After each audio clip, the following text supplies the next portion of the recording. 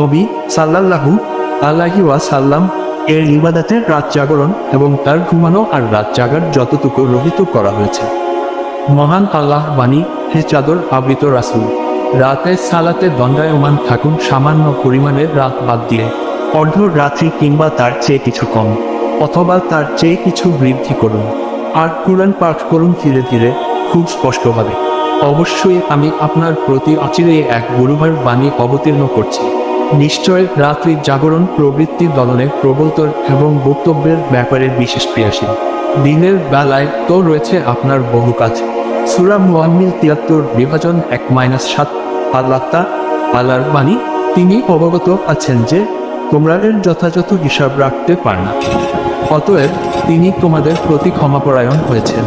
সুতরাং কুরআনের যতটুকু তোমাদের পক্ষে পাঠ করা সহজ ততটুকু পাঠ করো। তিনি অবগত আছেন